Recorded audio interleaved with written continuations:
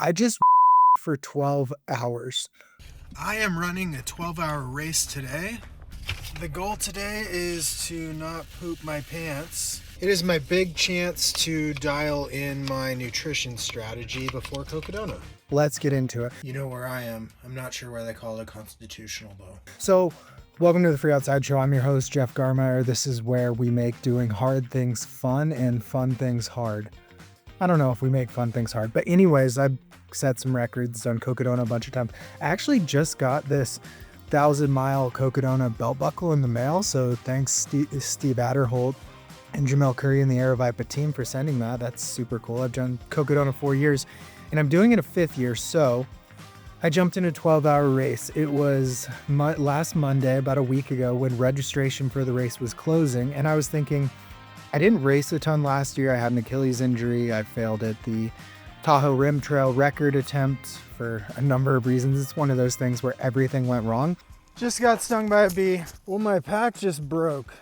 But I was just thinking, I need a confidence builder. My one good race last year happened to be Grand to Grand Ultra, which was a stage race and more low key than a normal race, I guess. And I wasn't as prepared. I didn't really know how to do it. I was still recovering from an injury and having COVID and DNFing my first race I've ever had to quit in the middle because I had COVID.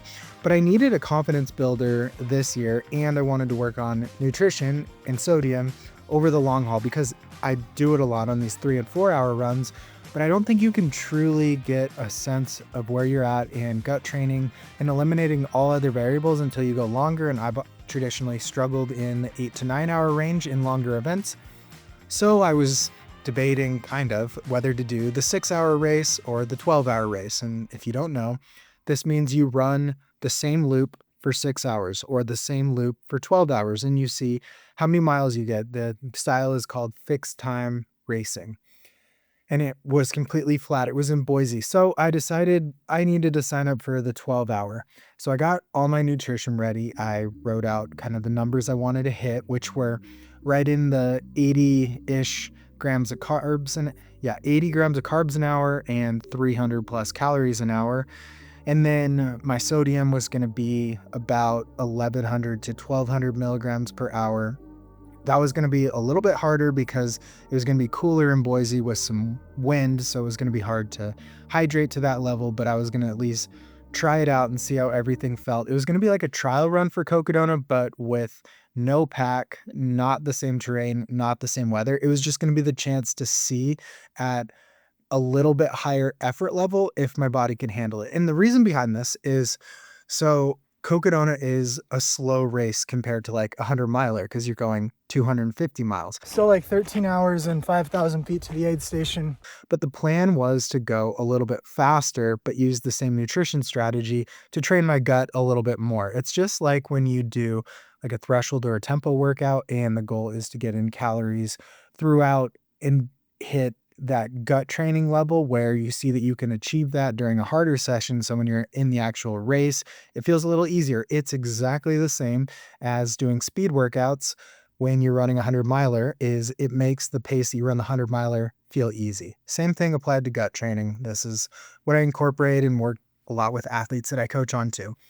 So I decide I'm doing the 12-hour. I make all my bottles. I made like 14 bottles worth of my drink mix that I make here. It has about 90 calories, 25 grams of carbs, and 500 milligrams of sodium in each one. And I was going to drink between 1 and 1.5 per hour out there just because it was going to be cooler and my sweat rate was not going to be so high. That's another thing I've worked on is sweat rate. So that's how you can calculate how much sodium you're losing. I got to make that a different episode because we're going to get way too into numbers if I go there now. But so I had all this dialed out. I had my nutrition segmented in 3-hour chunks. Thank you to the feed. That's who I partnered with leading into Cocodona. And so I had these 3-hour chunks where it was going to be about 300 calories an hour, a little over that. And then 80 to 90 grams of carbs an hour. And I didn't know exactly what I would hit and what would feel comfortable for the duration of 12 hours. But those were my targets. And then I was going to come out of it, save all my wrappers. And in the aftermath of running it, I would know what numbers I hit and how I felt. So this is really good for dialing in what works for you. Is over a longer duration like that, you can calculate what works, what feels good, and see it. The other thing I did is I wanted to eliminate all other variables. So I didn't use any aid station food. Actually, I did have a few Sour Patch Kids. The concession stand at the ski hill that this was near, they gave out some candy, and I took one of them. I saved the wrapper, so I knew how many calories were in that too. But I use all my own nutrition, my own aid station, my own drink mix, my own water. So I paid for a race and didn't use any of the amenities that they offered. I did use the bathroom like once, though, a few times maybe. But I drove out there. Everything was good. Checked in the night before and slept in my tent. But it rained and was windy, and there was a 48-hour race and a 24-hour race and a 100-mile race going on at the same time. So it was really hard to sleep. I got like 4 hours of sleep. That's my tent right out there in the rain. Get paid really well as a pro athlete. Not great going into it, but really good for giving myself some adversity, I guess. And I'm not traditionally a good sleeper. That's actually one thing I want to work on over the next, say, 60 days, or how many days? 45 days we have until Cocodona, is just really adopt some good sleep hygiene and get better at that. And so the morning of, I got up about 90 minutes before the race. I took bicarb, sodium bicarbonate. I wanted to experiment with this and the process of re-upping during a race. So the plan was I took Morton. It's this thing you mix up. It's kind of gross looking. It's, but it's basically baking soda put in a substrate so that your body can digest it better without GI issues. And I really wanted to test this in a setting that would be similar to Cocodona. It's 4:30 a.m. and I'm starting with some bicarb because I want to see how that works with my stomach in this less consequential 12-hour race. So here we are in Boise. I slept in a tent. Time to get going. So I did. And then the plan was around 7 to 9 hours re-up, see how it works to have some more of that. And so that's what I did. So check in the night before, sleep poorly, get up. I had a little bit of coffee. Body by coffee. The goal was to take less caffeine than I would in the race because I just wanted to see how this calories per hour and grams of carbs an hour and sodium strategy worked. I wanted to eliminate all other variables. So wake up, do this, mess around, set up my little aid station under a tree. I don't know anyone there. I just drove out to run and then drive back when I was done. And then I walk over to the race start. And it was like, you should have a chip on the back of your bib. And I look down. I don't have a chip on the back of my bib. So I go over to the volunteers and they're like, oh yeah, you need to run into the tent and grab one. So a little bit flustered early. I always get pre-race anxiety. In the past, it's even led to puking. Okay, the first puke is a mile 30. But I think I've normalized that by doing enough races at this point. But I still was elevated. I had a Coros heart rate arm strap on. I was going to run by both heart rate and feel. The reason that I do that in that combo in race settings is because my heart rate gets elevated at the beginning and I got to go by feel. And then later on, I just wanted some of the data on where the heart rate went, how the heart rate drift works, and what zones I entered, basically. I just wanted to see when I entered more of a fat burning zone because I think that was going to signal that I could have more carbs an hour around that point. And that's exactly what happened. This race was totally about testing some hypotheses and seeing what started or what worked. I'm getting mixed up. I wrote like a bunch of notes here because, a lot happens in 12 hours of running loops. Okay, race starts.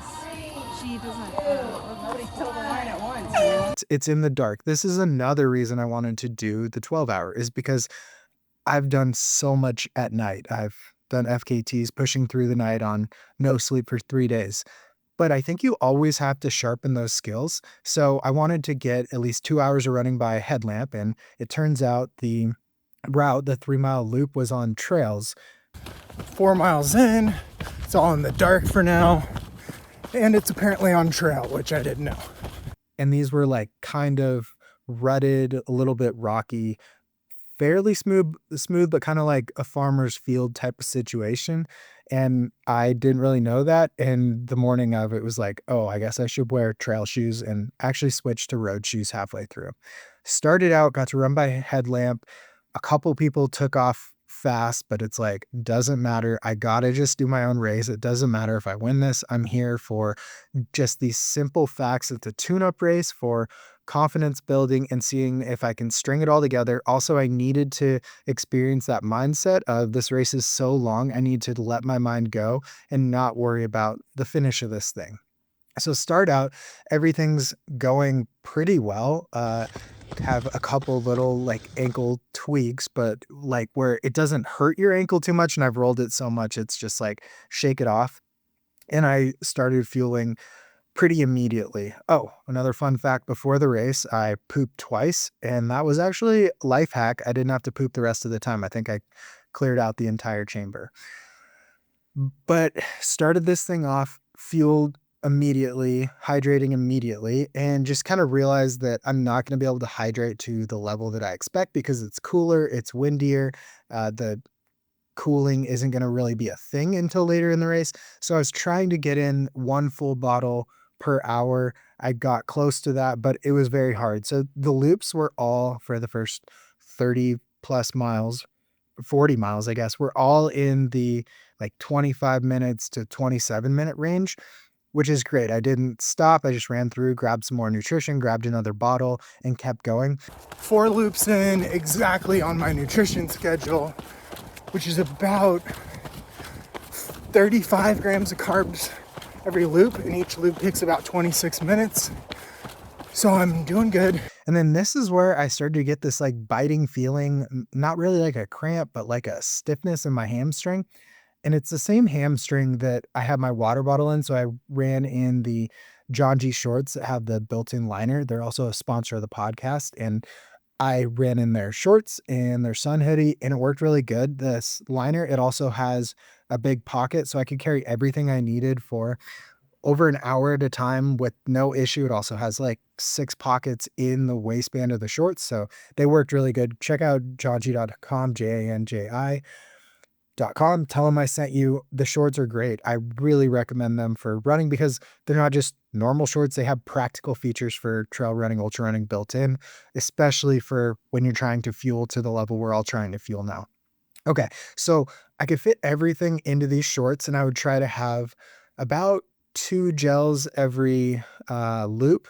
And so that was getting me to that high 80s, 90-ish carbs an hour, which was feeling really good. It was a little bit faster than Cocodona effort level, but my heart rate was, after the pre-race anxiety, it stabilized right in the mid 130s or so, which is exactly where I wanted to be.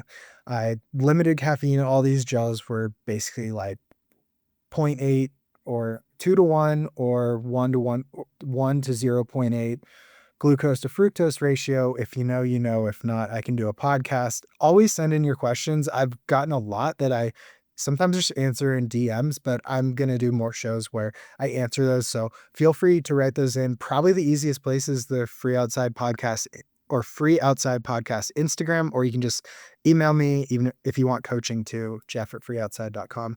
Works great. And so things are going really good. 30 miles in, 4 hours and 16 minutes about. It's a little hard to drink enough because it's kind of cold out here. So I have to take more salt pills, but it's good practice. And then, you know, you're always thrown a curveball in these things. I look at the monitor. They have this little like computer monitor that shows every time you cross the start line what your mileage is at. And mine is missing a loop. The chip timer didn't pick up one of my laps. That really messed up my groove. Now I'm kind of just like slogging along. And this throws me off. So I grab the race director, I pass the timing mat and say, I think it missed a loop. And she's like, oh, go back over there and talk to the timing guy. And it's like, I don't know if I can do that. Like, I have a plan. My brain loves structure. My brain loves doing the plan that I have. Maybe it seems like I'm happy-go-lucky, but I'm very calculated, very numbers-driven in my mind, and people are really hard to talk to. Even last night on the drive back, I'll get into that. I stopped at the hot springs, that I also has a gym and I go to and run on the treadmill there, but they have hot pools and soaked in those. And there was like a band playing and a bunch of people there. And I just like stood there in the hot pool in the middle of like 150 people. Didn't talk to anyone because I don't know how and have a hard time talking. So I'm presented with this issue of I need to talk to the timing guy. And it's like, okay, I told the race director on the next loop, I'll talk to him. But then, so that loop, my mind leaves its perfect level of being in the race, calculate on carb, just enjoying life, thinking about nothing. Sometimes music is playing because you always got to check out your Discover Weekly. Sometimes it's not. But this whole thing pulled me out of it. And so I get back to the start and I go over to the timing guy and, stop and I have to be like, excuse me, because he's on his computer. He comes up. I'm like, I think it missed a loop. And he's like, what's your number? He pulls it up and he's like, no, it looks good. And it's like, actually, it's not good. I tell him because it's like, I know that I'm running every loop between basically 25:30 and 26:30, 25 minutes, 30 seconds, 26 minutes and 30 seconds. And one of them probably shows about 53. And he's like, oh, I don't see it here. It looks right. And he scrolls down. He's like, oh, yep, there it is. And it's like, all right, great. He's like, do you want to come in here and check? And I was like, nope, I trust you. I got to keep going because my race plan was very calculated and regimented on hitting these numbers, hitting this effort level, trying to keep my heart rate in the zone I wanted to for as long as I can and have this good data. So standing there for 3 or 4 minutes was kind of hard. It was very hard for me mentally and emotionally that for the next 2 or 3 loops, it was all about just pulling myself back out of the adversity because I'm not good at talking to people, bringing up hard things and telling them they're wrong on their timing thing when that's literally their job.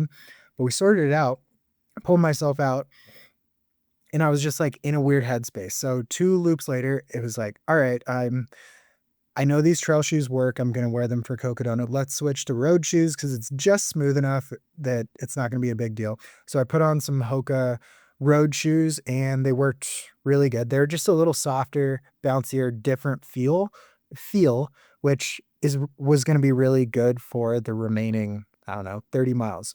So my plan going in beyond the process goals, which I think are the most important going into a race of, like I want to experiment with carbs an hour, which we're aiming for 90. I'm going to be happy with probably 75 to 90, anywhere in there, but I want to see how my body feels and see what works the best. And then also hitting some sodium targets and then calories, and then having all this data in a spreadsheet at the end of it. So I'll get into that a little bit later, but that was the goal. So save all these things dialed in, completely sufficient, use the exact same fueling strategy as Cocodona for the first at least 12 hours to Crown King Plus, we'll call it. So that was the goal. And so I switched to road shoes because footwear was not part of the thing I cared about. I didn't need to be specific to Cocodona. And then miles started ticking by again. I got in the headspace. I put in some headphones. Music was really good. And I just sort of adopted this methodical, just movement along the trail. The heart rate dropped into, 130 or below, which I think really shows that I dropped in the fat burning zone, which I think is because I should have been doing my ABCs out there. Always be cooling. So the weather probably got to 50 degrees and I overheat pretty easily. So I should have just really married myself to the idea of staying cool, using a strategy that kept my body feeling really good. I also should have taken more salt pills because I wasn't drinking as much water as I planned. But I was able to right the ship around this 5-6 hour, probably 7-hour mark, 6-7 hour mark, where I started taking a couple salt pills an hour and then pouring a little bit of water on my head to cool down. So I implemented the ABCs, things turned around, and this hamstring thing, the tightness, like little cramping, seizing thing, I just switched my water bottle from my left leg to my right leg and it went away. So it was just impacting my gait, I think just enough because it was 16 ounces of water, which is about a pound. So carrying a pound on one side and nothing on the other side, it just maybe influenced that a little bit, went away, completely fine. It was also a really good thing to learn. And then this is when I started noticing a few different things. One was I was quite gassy I don't know why that was, but I definitely should not have trusted a fart that I had out there. Well, I should not have trusted that fart, but that's okay. But anyways, I got through that, and then I was kind of on it. The hours just kind of ticked by. Hydrating was one of those things where it's like, well, it's not going to be the day to try Cocodona hydrating. I'm just going to need to try to hit my sodium intake a different way and hydrate by feel. I'm not too concerned about that. And then the hail came in. It was a little windy. It was just like just enough hail where it's like, oh my gosh, should I like put some of my stuff spread out of my aid station back in a bin so that it's safe from the elements? At this point, I peed on the trail and I buttoned things up before I was totally done. So I peed on myself a little bit. Well, I peed all over myself. That's great. But all typical things like 8-9 hours into a race. I was feeling really good.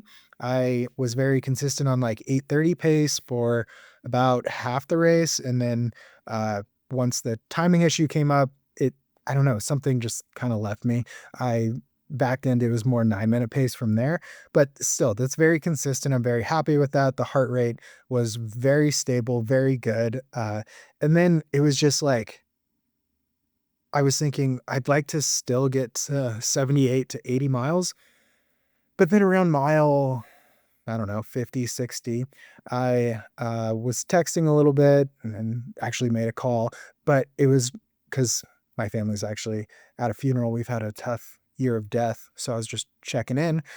But my pace kind of slowed. And then I learned what the course record was. And it was just like, oh, well, I could get that because that's actually less than what my goal is. And so that changed my whole mindset. And that was a really good thing to realize too, is that when you have a goal, sticking to it. Like I should have just put everything into 78 to 80 miles. I ended up with 77 because I think I just like cut myself off at the knees of like, well, I can go slower and still get the course record. And that's pretty good. But that wasn't my goal. I didn't show up to get the course record. I showed up to test carbs, calories, nutrition for Cocodona. And I did that, but I also could have aimed a little bit higher for like a total overall goal. Felt really good. And then this is when like I was a little curious about the heart rate thing because it was now in like the 125 zone or something. So it's totally fat burning at 9-minute miles and felt really good. Breathing's fine. Just sort of having a hard time getting that goal of 78 to 80 miles back in my head because it's like, well, I'm very, very slotted to get about 77 miles. So if I just had picked it up like 20 seconds a mile, I for sure would have got 80 miles. But I think that was just a really good lesson. And these are the kind of things I was thinking about out there while running the same loop like 27 times or something is like, okay, if I have a goal, I can be very, very regimented, very focused, very on pace to get that. And I don't need to sacrifice that for whatever someone else has done in the past or someone else's race, whether it's this year or a different year. So that's a huge lesson that I took forward. And then another thing that I took forward is right around 9 hours, this is where I was like listening to headphones and stuff. It was like, oh, I hate my headphones. So I took them off and took a break from them and stuff. But I don't know. Have you guys ever got that where it's like suddenly you hate all music? You don't want anything in your mind. So I just ran for an hour or two with nothing. Finished the last loop, and then there's this short course that you can do that's like a quarter mile, and you just run that until time's up. It's actually a really cool feature because it adds this element of if you can't fit in a full long loop before time's up, you can add these quarter mile sections. So ran that a few times. There's like, I don't know, 150 people running that by the time I did, and then suddenly it was over. Done. We're about 77 miles. I'm tired. And was able to win the race and have a lot of good lessons that I take forward. I think so. The biggest thing I think is goal setting. So we're going to get into lessons. I don't know. It's weird. I don't have feedback. Do you guys want to hear the numbers or lessons? Just jumping in here real quick to say if you like this episode or all of them, please like, subscribe, 5-star reviews. I'm also on Substack, freeoutside.substack.com. And it would mean a lot if you shared it with anyone too. I'm trying to grow this thing. It's really fun. And also our second sponsor, which I forgot to mention during the episode because I was trying to do the whole thing in one take, is Garage Grown Gear, garagegrowngear.com. They have so many things for trail runners, thru hikers, ultra runners, FKTs, all those kind of things, from packs to sporks to food to headlamps. I actually used a headlamp for this race. So thanks for listening. Just popping back in. Let's hit the lessons and some of the numbers of the race here. But please like, subscribe, and 5-star reviews. Share with people. Thank you. Let's do numbers, actually. My race day nutrition, it tailed off at mile about 10 and a half hours in. I should have kept consuming carbs, but it was like, oh, gels are expensive, even though I'm working with the feed. Thanks the feed. So I don't know. It was just this thing like, it's almost over. I don't need to consume as much. So I tailed off. So I was on pace for about 77 grams, actually 78 grams of carbs an hour. And I tailed off the last 2 hours. So I finished averaging about 68, 69 grams of carbs an hour, which is good. But it just shows me that it's comfortable to hit that level and things are all good for my body and feeling good at that level. And I think I can go about 80. So 80 grams of carbs an hour is what this taught me I can do, because for 10 hours, that is what I did. That equated to about 3,400 calories, which is about a little over 280 calories an hour, which is great. And then you take into the fact that I didn't consume enough the last 90 minutes. So 300 calories an hour, 70, probably 80 grams of carbs an hour is going to be the goal, the plan. So that was really good to realize I hit perfect numbers. Now I can apply that to my shorter runs and training over the next 45 days or so. And sodium, I hit 1,200 milligrams of sodium an hour. My sweat rate per liter is about 1,600 plus sodium milligrams of sodium loss per liter of sweat. And my sweat rate in that race was probably a little under a liter an hour. So that was perfect. I hit that. That felt good. I should have been a little more even with the sodium intake. Sodium pills, salt pills, the precision ones that I took, because they're sodium citrate and that's easier on your body. I did fine, but I could have evened it out and I should have taken a little more earlier because it felt like I had to play a little bit of catch up around hour 6. Not a big deal. And then bicarb, the other thing I was experimenting with, went fine with my stomach. Things felt good. And I re-upped around hour 9 maybe and went fine. No hiccups, nothing new to report. Things felt good. That works, feels like a good strategy. So I think I'm going to apply that to Cocodona, or at least one other longer training camp that I'm going to do in a couple weeks to just make sure that all works good. And so those are the numbers. I took 350 milligrams of caffeine, which if you're at home, that's like 3 cups of coffee over the day. I would normally take a lot more, but I didn't want caffeine to play a role on my stomach or any issues. I just wanted to eliminate that. I know I can take caffeine. I've done it for years. I love coffee, but I didn't want that to be a factor. So hardly any caffeine. That'll be something that I'll change, but you can't solve and work on every single variable at the same time. And so I didn't. All right, let's get into the lessons that I learned, and then I have a great story on the drive home. Okay, so what I learned is goal setting. The biggest thing that I wanted to do is, outside of hitting some metrics and testing out a fueling strategy, is after talking to Will Murray on the podcast. You should go listen to it if you haven't. It's one of my favorite episodes.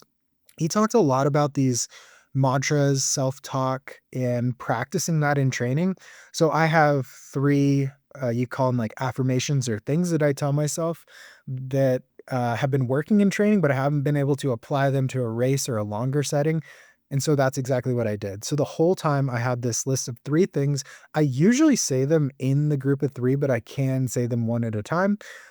And I can get into what those are if you guys actually ask that. And that would be awesome. Send me a DM on Instagram, Free Outside Podcast, and I'll get into it. Then you can show you actually listen to the show.